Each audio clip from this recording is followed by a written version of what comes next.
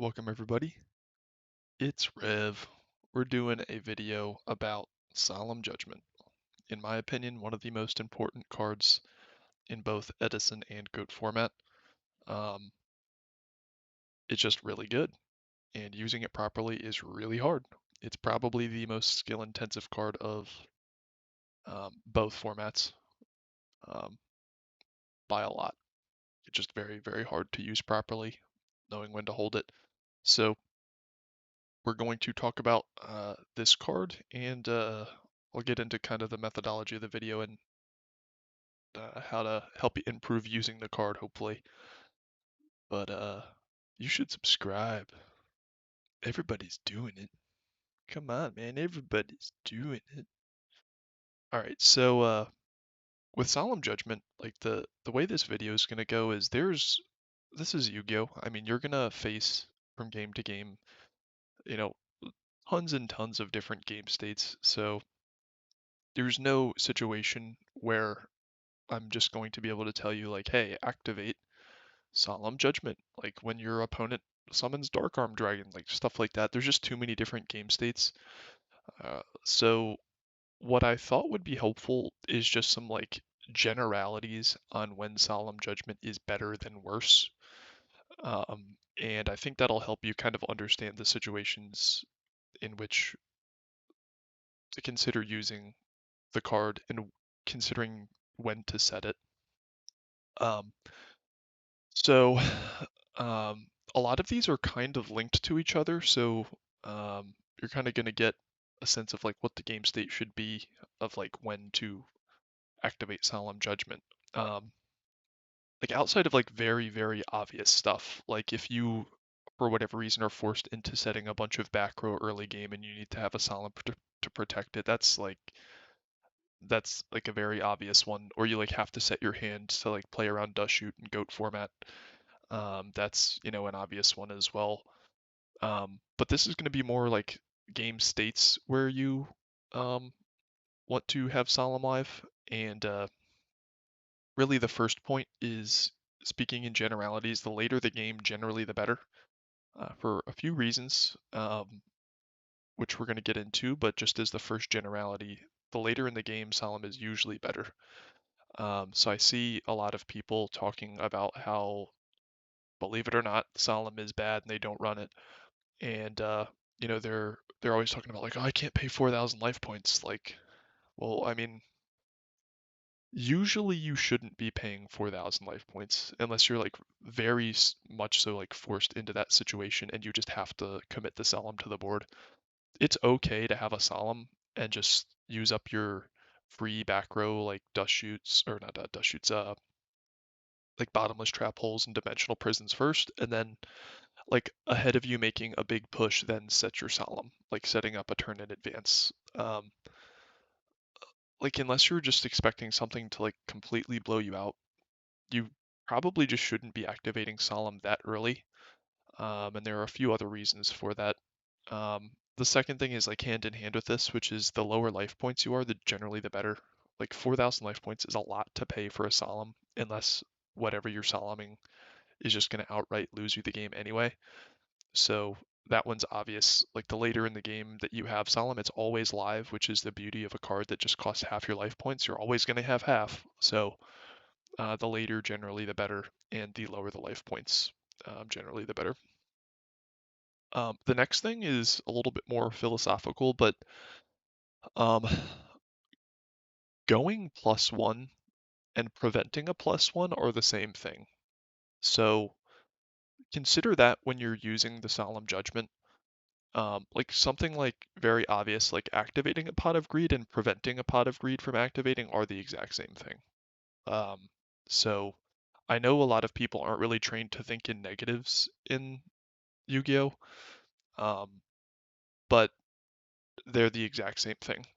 Um, so just keep that in mind when you're weighing whether or not you do want to solemn like a Pot of Greed or solemn a Graceful Charity or solemn something crazy in Edison that is going to allow your opponent to go +1, or that's going to make you go -1. So said another way, or said a completely different way, is preventing a +1 is the same thing as preventing you going from -1.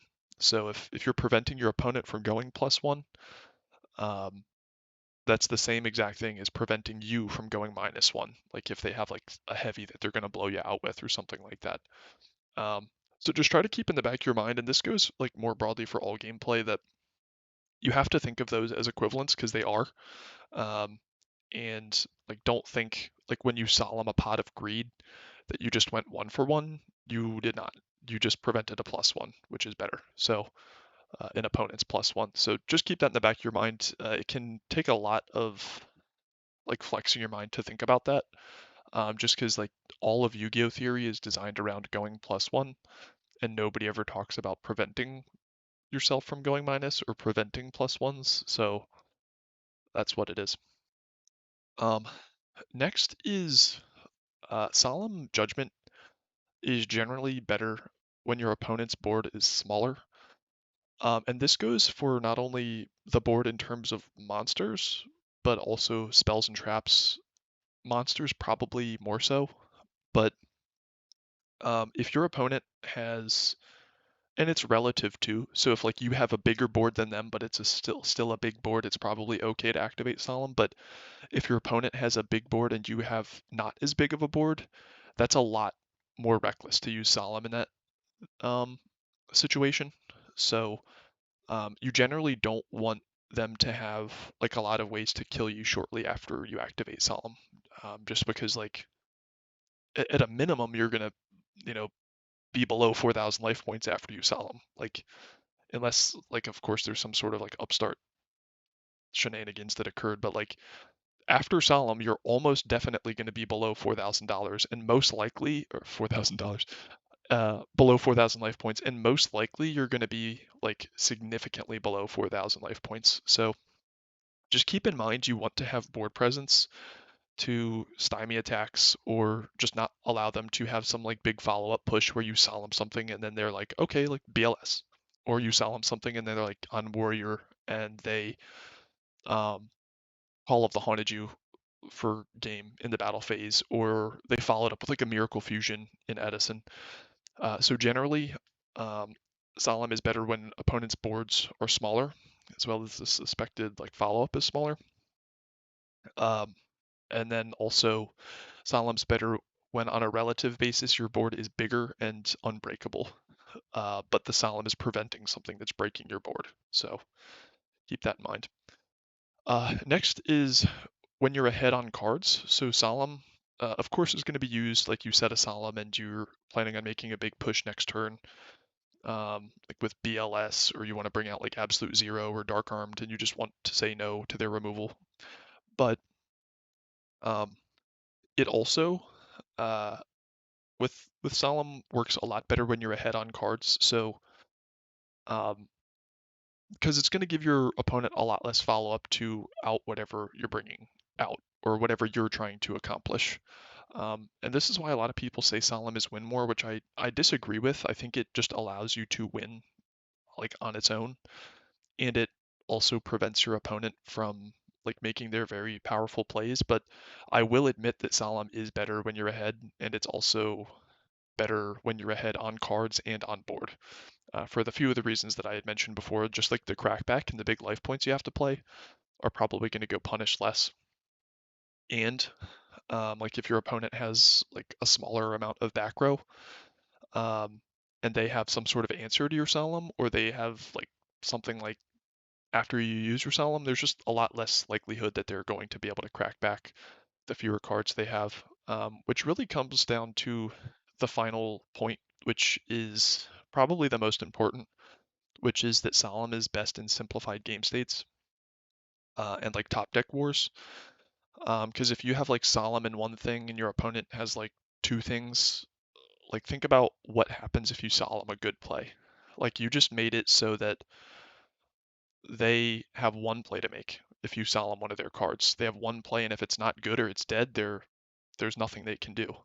But think about like if you had, let's just say 5 cards and your opponent had 5 cards, and then you Solemn one of their cards, they have 4 other potential like follow-ups to that play. So Solemn, like hands down, is very, very good in simplified game states, which goes into basically all of the other points. Um, which is like, but like, let's put like numbers behind it. Like, let's say you had, like, your opponent had two cards and you Solemn one of them. They now have 50% less plays to make because they went from 2 to 1 play or cards to use. Um, if they had 5 cards and you Solemn one of them, they go down to 4 cards, and now they have only 20% less cards or plays to make. And you have to remember, like, every card is not just a play, but it has interactions with other cards, so they probably have infinitely more plays than that. So it's definitely better in simplified game stage, which really ties in with all of the other points, which I had mentioned, which is later game it's generally better, which most likely is going to be a more simplified game state than earlier in the game on average.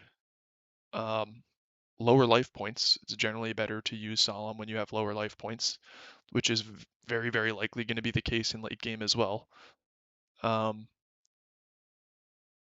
it's better when your opponent's board is smaller, and then when you're ahead on board or cards. So all of those somewhat, depending on if you're winning or losing, are um, a lot better to use Solemn in simplified game states. Uh, so that's really, I think, like a very rough template on like how to think about when Solemn is good or bad. Um, it's also, something to be said, that Solemn can be, it can be a little bit win more, but it also can be a win sooner card, which I think is very important because if you don't have Solemn, there are a lot of situations where you can win like in maybe 3 turns or something. Like you just feel like you can trade 1 for 1 and simplify the game state enough to win in 3 turns. But um, when you have Solemn, sometimes you can just win the next turn, and that really does increase your win rate. Even if on average you were going to win that game before. So I sometimes think of it less as like a win more card and more of a win sooner card, just because those 2 to 3 extra turns you give your opponent um, give them a lot of flexibility to like make a play or stall you out or make a push, and really that um, is going to lower your overall win rate. I'd much rather win in 1 turn than 3, just because there's going to be some number of times where they have it and they come back. So. Let me know what you guys think or if there's anything else that I missed, but I think those are just like some of the general talking points and places in the game where Solemn is better than worse without getting into specific gameplay examples. And hopefully this helps you use Solemn more effectively. Thanks for watching. Peace. I'm out.